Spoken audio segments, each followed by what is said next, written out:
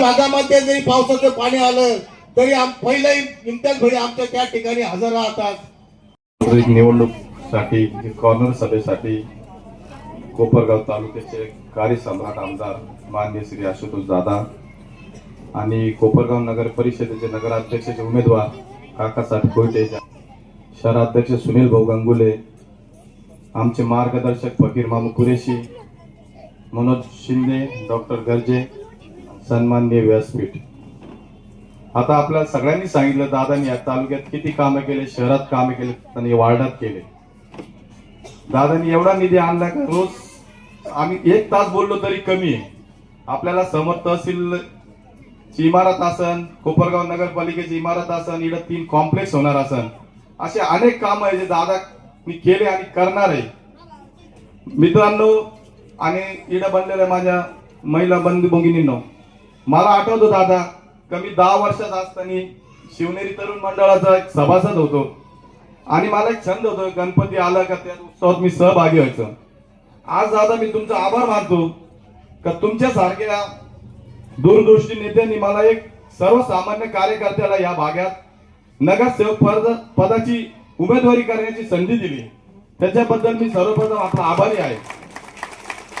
आणि दादा मी आपल्या इथल्या बांधलेल्या माझ्या बंधू आणि भगिनींना एवढंच सांगतो का तुम्ही ह्या भागातले दोन्ही नगरसेवक विमल मावशी असतील, मी असन आणि नगराध्यक्षाचे उमेदवार काका कोयटे यांना भरघोस मतांनी निवडून द्या, कारण की आम्ही नगरपालिकेत गेलो तरच दादा तो निधी आणतील आणि तो निधी शहराच्या विकासा कामासाठी मार्ग लागेल। तुम्हाला एकच सांगतो मी या भागात लहानचा मोठा तुमच्या समोर झालो, मी जरी नगरसेवक झालो तरी तुमच्यासाठी तोच इम्तियाज राहील। तुम्ही मला कधी भी हाक मारा इम्तियाज तू इकडे, तरी मी तोच इम्तियाज राहील, कारण की मी तुमचा जनसेवक म्हणून काम करणार आहे, ठेकेदार म्हणून मला काम करायचं नाहीये, मला ठेकेदार व्हायचं नाहीये।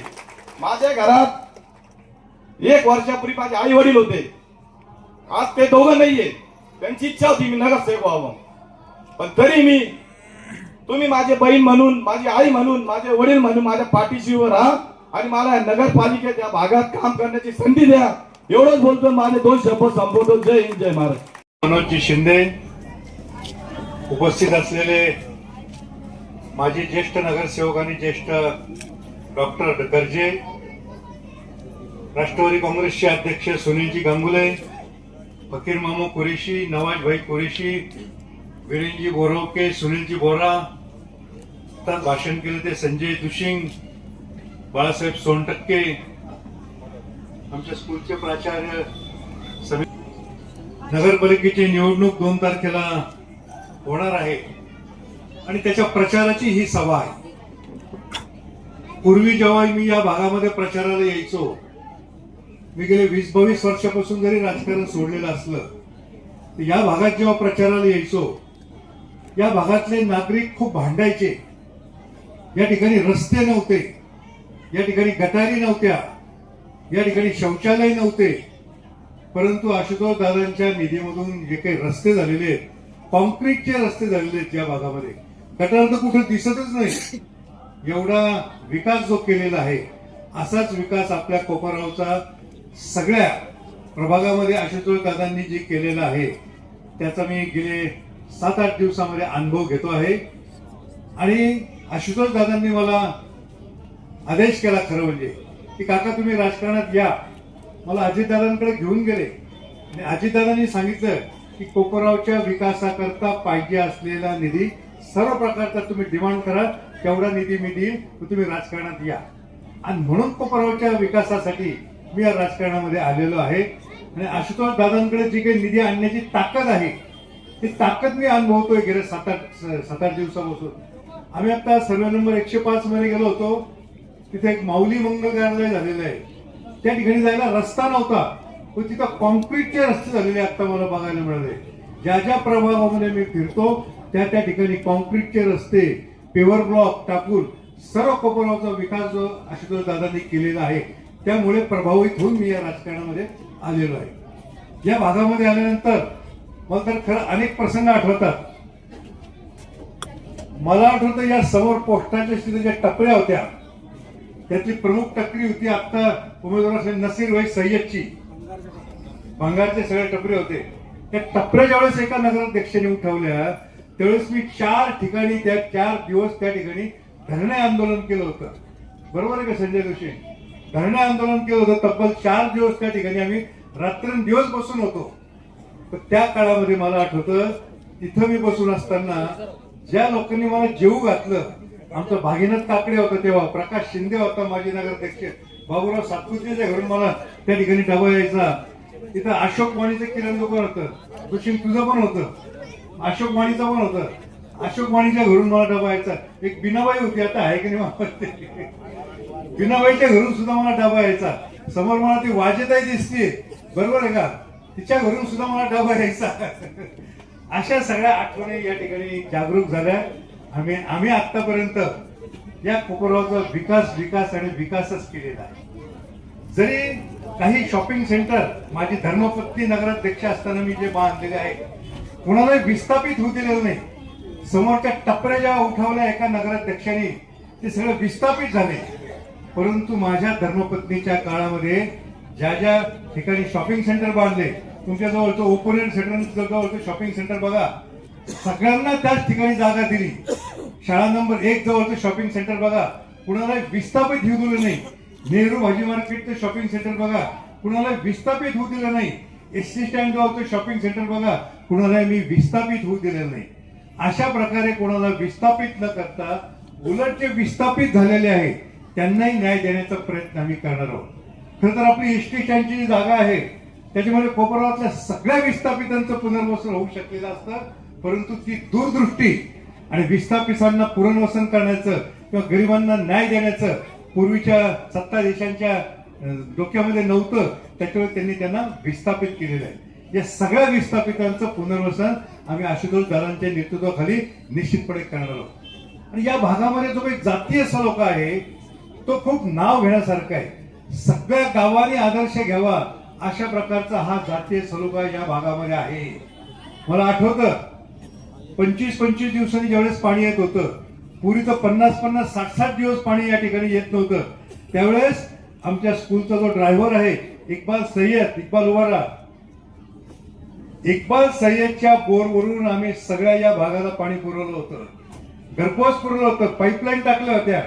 इक्बालच्या घरचं पाणी सगळ्यांना चालतं आणि मग इक्बाल भाईवर धंदा करून असं कसं काय चालत, इक्बाल भाईच्या रुग्णात माल घेऊन असं कसं काय चालत. हे सगळे जे प्रश्न आहेत मित्रांनो, आशुतोष दादा काळेंच्या नेतृत्वाखाली सर्व धर्मीय सर्व समावेशक आम्ही राजकारण करणार आहोत.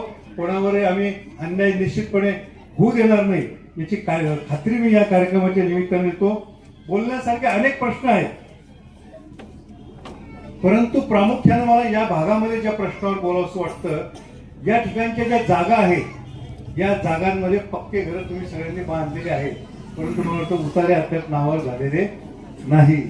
त्याच्याकरता सुद्धा आपण काय करायचं ते प्रयत्न करू. आणि आशुतोष दादांचं शासनामध्ये इतकं वजन आहे की अजित दादा आशुतोष दादांचा शब्द डावलणार नाही. आणि खरं म्हणजे एवढे चांगले कॉन्क्रीटचे जे रस्ते झालेले आहेत, अतिक्रमित जागेमध्ये सरकारी निधी सुद्धा खर्च करता येत नाही. पण आशुतोष दादांच्या प्रयत्नानं त्यांचं शासन दरबारी असलेल्या वजनामुळे या ठिकाणी रस्ते सुद्धा झालेले आहेत.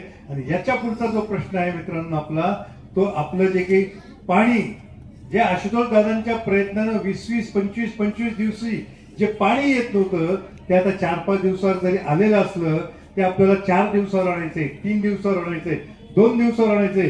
परंतु पूर्वीच्या सारखं दररोज पाणी सुद्धा या आपल्या सगळ्या कोपरावाला मिळालं पाहिजे. हे जे काही पण आशुतोष दादांनी केलेलं आहे त्याला आपल्या सगळ्यांना साथ द्यायची मित्रांनो. आणि जे काही बाकीचे काम आहेत, रस्ते गटार, याची तुम्ही काही काळजी करू नका. आशुतोष दादा निधी आणण्यामध्ये एवढे प्रबळ आहेत. मला वाटतं महाराष्ट्रामध्ये आशुतोष दादाने इतका निधी कोणत्याही शहराला अजितदादाने दिलेला नसेल. फक्त तो निधी त्याची अंमलबजावणी कोणी करायची, नगरपालिकेने करायची. आणि नगरपालिकेची सत्ता तुम्ही कोणाच्या ताब्यात सोपवणार आहात? माझ्या ताब्यात सोपवणार की नाही? पण माझ्या ताब्यात जर सत्ता सोपवली, नगरपालिकेमध्ये जे ठराव व्हावे लागतात ते ठराव होण्यासाठी मला नगरसेवकांची साथ लागते. आणि ती नगरसेवकांची माझी तुम्हाला कळकळीची एकच विनंती आहे, तुम्ही 30 नगरसेवक आशुतोष दादांच्या नेतृत्वाखाली निवडून आले पाहिजे. त्यामध्ये आपल्या भागातल्या प्रभाग क्रमांक 8 साठी विमल भगवान मरसाळे, कुठे आहेत का विमलताई? इथं उभे राहा ओळख करून द्या. विमलताई मरसाळे, जंगू मरसाळेचे कुठे आहे का तुम्ही? त्यानंतर इम्तियाज रफिक आता,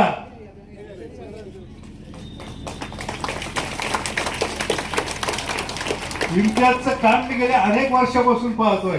कुठं सुद्धा स्टेजवर न येणारा माणूस, इम्तियाज तू जर स्टेजवर आला, नगरसेवकपदाचा उमेदवार झाला, मला खूप आनंद वाटला. आणि सगळ्या तुझ्या बरोबर जे काही उभे राहणार होते त्या सगळ्यांनी तुला साथ दिलेली आहे. अशीच साथ या सगळ्या नगरसेवकांना निवडून देण्याकरता सुद्धा मला आणि आशुतोष दादाला द्या अशी कळकळीची विनंती मी करतो. टाळ्या 2 प्रकारच्या असतात. भाषण संपवायचं असतं तरी टाळ्या वाजतात आणि भाषण आवडलं तरी टाळ्या वाजतात. तुमच्या टाळ्या कशाच्या आहेत? आवडलेले तर वा वा वा.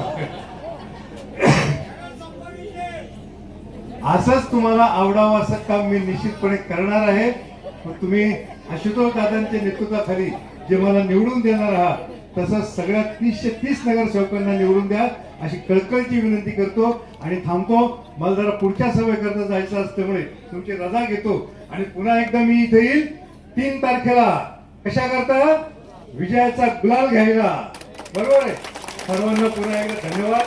जय हिंद, जय महाराष्ट्र, जय सहकार.